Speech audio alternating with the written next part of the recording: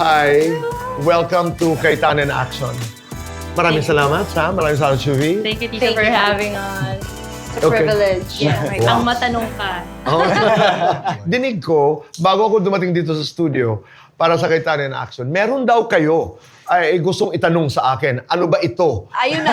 Ito na. Oh, Shuvi. Ayun na nga. Ito kasi masyado kaming curious eh. Paano mo ba ginagawa yung mga short interviews? Kasi from our job, parang ang hirap gawin. Lalo kayong dalawa sa unang hearing. Lalo no? very limited 1 yung oras minute. eh. May intro, body, tsaka outro ka na dapat. Yes, Tito. And ako, I also do courtside reporting. So yun, mabilisan talaga yung mga... Habang nagpipilian ng mga tao. Oo, ang gulo-gulo na nangyari. So paano mo yun ginagawa, Tito? Sa unang hirit, are there instances when kayo, Anjay, Shuvi, you do very quick interviews without much preparation? Actually, yeah. Most of the time. Yeah, most of the time. Kasi parang sa segments, merong ibang mga questions, pero mas essential pa rin yung biglaan kami nakakaisip ng tanong para mas ma-focus dun sa topic. Sometimes with the CS, parang biglaan din yung tao na gusto nila ipa-interview sa amin. Sometimes it's not planned at all. Pero pag nabigay na dyan, kami na mag-iisip ng questions. That's like for 1 minute. So yun yung usually nangyayari, biglaan kasi live eh. Okay. Silang tatlo po, si Sam, Shuvi, at si Anjay, are part of my house of hosts. What is a house of hosts? Ito po ay grupo ng mga hosts, ng mga batang hosts, bata. Yes. Oo. But we learn from each other. Okay, ganito ang gagawin natin ngayon dahil gusto niyo malaman kung paano gumawa ng mga short interviews. We will do an exercise para ito sa mga bata, sa mga nanay, mga tatay, mga estudyante who are interested to do hosting, who are interested to do interviews. Meron po yan technique on how to do it. Okay. Inimbitahan ho natin ang ilan sa mga miyembro ng Married Team. We call them Married Team. Narito po si Rika. Unahin natin. Rika, please. Rika, Hi. first of all, maraming salamat. Thank you din po for having me. Hi. Oo, maraming salamat. Married Team. Rika, gusto ko lamang magbahagi ka sa amin ng at least, aside from your name, no? Rika, 3 things about you and Shuvi, Sam, and Anjay will listen to what you have to say. Okay? You ready? Ready. Sige. First, I'm a double degree holder, communication and journalism. Second, I come from a musically inclined family. And third, I have a corporate job plus a lot of side hustles. Maraming salamat. From these facts, how do you intro? How do you do 1, 2, 3 questions? And how do you outro? How do you do your extra? So we will do the interview, and then you ask the questions to Rika. Rika answers, and then we close. Shuvi, this is your camera. Okay, 3, 2, 1, go. Mga kapusa, let us all welcome a double degree holder and many more. Let us all welcome Rika. Welcome to the show. Thank you. How do you handle pressure amidst everything that you're doing? I handle pressure in a positive way. I think of pressure as something that fuels you to keep on going. Para sa akin, since yun yung nagiging motivation, yun tama ba? Yun ba yung nagiging motivation mo? My motivation actually is, syempre personal, I think. I have a son, and I also have dreams of my own to pursue. So what's your dream for your son's future? Well, to have good education in the future. That's why I'm working hard to fund for his education and to make sure na he has a happy family. Mga kapuso, yan nga po, nakasama natin si Rika. Hindi lang siya double degree holder, musically inclined, at communicator. Isa rin po siyang mabuting ina. At yun nga ang kanyang motivation sa lahat ng ito. We hope all the best for Rika and her son. Kaya naman, maraming salamat. Back to you, Tito Boy.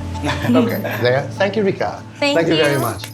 You know, very good points. One, even if you prepared a question, but because you listened, and I appreciate that, because you listened, you changed the question. Napunta ka sa motherhood. Ganda, di ba? Very good point. And every time you're unsure, and this is for young hosts out there, do not be pressured by asking the wrong question.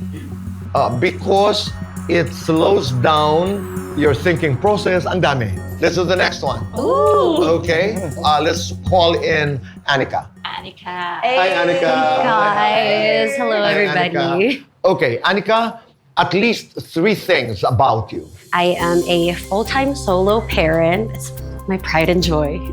And back in college, I studied film, but I realized to myself I didn't really like that. And so I now do sales for a digital marketing company based in Pittsburgh. A way for me to de-stress is I have to lift weights at the gym. Thank you, Anika, and welcome to the show, this imaginary show, whatever it is. Go! Mga kapuso, being a single mom is not an easy thing to do. Pero paano nga ba niya ito ginagawa that she is still unstoppable? Ating kilalanin si Anika. Hey, there you are, Gabi. Napakaganda ng guest natin today. Look at you. Juggling everything. Kaya naman, here comes my first question. Are you ready? Yes, You're ready. Okay. Candidate number 1. Is there a time, charit lang. Ito na. Is there a time na parang, you turned a weakness into a strength, knowing your background? Must have been tough. For the most part of it, yes. Because, I mean, being a single mom, obviously, is very hard. There would really be days where you really doubt yourself. Kaya ko ba talaga? Especially when you're alone. But then at the end of the day, you realize nobody else is gonna do it for you, but yourself. Alam mo, I'm curious kasi ang dami mong ginagawa, ang dami hinahandle eh. So how do you find time? I'm not a very organized person. I mean, my son is only 2 years old, so I'm trying to be kind to myself na, okay, 2 years pa lang ako nagiging mom. So I don't have like a very organized schedule. Ito na nga ang natutunan natin sa episode na to na God's redirection is not a rejection. That's it, mga kapuso. See you! Thank you, Anika. Thank you guys. Okay, let's critique ourselves. Were you happy with your No. Why aren't you happy? Parang super short. Like, I don't... No, but there are interviews that have to be short. I want more. Yeah. Oo, di ba? Pero tingnan niyo ang lumalabas. By just listening, ang dami mong nadidiskubre tungkol sa tao. Okay, this time let's go to Aya. Ay, Aya. Candidate number 3. Salamat, Aya, Rika, and Anika for doing this. Biglaan po lahat ito. Wala kang alam sa amin na mangyayari ho ito. Klaro lamang. Baka sabihin na pinaghandaan natin ito. Hindi po. Ganito pala dito. Pawis na yung kilig. Nobody was ready for this. Sige. Aya, 3 things about you. Hi, magandang gabi. Ako si Aya. I am a fresh grad from the University of the Philippines, Diliman, and I took up BA Theater Arts. So currently, I do freelance work. I also do have a corporate job. My last fact about me is I also do advocacy projects to always, engage myself more, tumapak sa lupa, mga ganong aspect. Yeah. Okay. So, Go. mga kapuso, right now may makakasama tayo na freshly graduate from UP Diliman who does freelance work and is also doing advocacy. So, meet Aya. Hey, welcome, Aya! So, actually, Aya, I'm also a UP alumna. So, hello, Scholar ng Bayan. And bilang Scholar ng Bayan, bit-bit natin talaga yung mga prinsipyo natin. So, tell us about your advocacy. So, we wanna know more about it. So since I'm a theater major, ang ginagawa talaga naming projects is yung when it comes to gender advocacy, when it comes to feminism. So yung mga plays na kinacraft namin, there are performances curated for a certain advocacy. Minsan no script talaga. Device work, everyday rehearsal, nagbabago yung mga bagay. Yeah. Oo, change is really inevitable pag ganung field, no? Pero ano ba yung hate mong gawin? Oo, gusto kong malaman kasi parang gustong-gusto mo yung ginagawa mo eh. Yeah. Siguro ang hate ko lang talaga is yung mas malayo pa dun sa field na nasan ako ngayon. Kamusta naman yung feeling mo nung graduate ka sa UP Diliman? Actually, fun fact, nung gumraduate ako, nagtatrabaho din ako. Nag-freelancer ako. In-SM ko yung sarili kong graduation. Pero iba talaga yung pakiramdam na after all the hard work. Talagang I made it on time. I made it possible. Juggling everything. I had my hopes and dreams para sa sarili ko and para sa family ko. But we still made it to the end. And we are now to a new start. Ayan. Yes, we are off to a new start. Abangan namin yan. We are rooting for you. Maraming salamat, Aya, no? Sa mga kagaya ni Aya na fresh grad and still holding on your principles, no? Lagi nating tatandaan na it's okay to change as long as you hold what is true within your core. Yes. Maraming salamat, Aya. Maraming salamat, Aya. Thank you. Balik ka, Aya. Pero napapansin niyo ba na humuhugot kayo doon? Yes. Go ahead. Share that experience. Kasi you always talk about your core.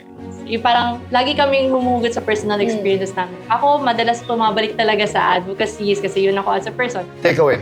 Sa akin kasi, Tito Boy, parang personally, gusto ko rin yung feeling na makakagraduate ako sa UP. Kaya parang medyo na-curious ako nung anong feeling na graduate ka dun. Parang dun ako mas nag-focus. Shivi. Na na-test yung ko dun. Utak ko dun. Ganun pala yun. Ganun pala gumawa ng short interview. Okay, test na test siya. In fairness, buti na lang may last 2 brain cells pa ako kanina. In fairness, Tito Boy, it was a nice workshop in a way. Nakaka-amaze, nagawa namin dito. Walang script. Walang script. And you weren't ready for this. Yes. Ang akala nyo magtatanong kayo ng mga questions. Ako naman, it's always exploring that unknown, that uncertain space. At saka, importante talaga ay nagsasawa na siguro kayo when I say go back to your core. Ang baon mo lang, kwento mo. You own your story. Nobody else owns your story. And the last one is you have to be interested. Maraming salamat. Thank you so much. Salamat, salamat. Thank you. Salamat, Thank you po sa ating mga Anjay. guests. Salamat. Thank you to our guests. To core memory. Thank you so much. Anika, to Aya, and to Rika. Maraming salamat po at kami magbabalik dito po sa Cayetano In Action with Boy Abunda. Katuwaan, mga premyo, sayawan, tawanan ang magaganap po sa Alan Peter Pick. Dito lamang po sa Cayetano In Action with Boy Abunda.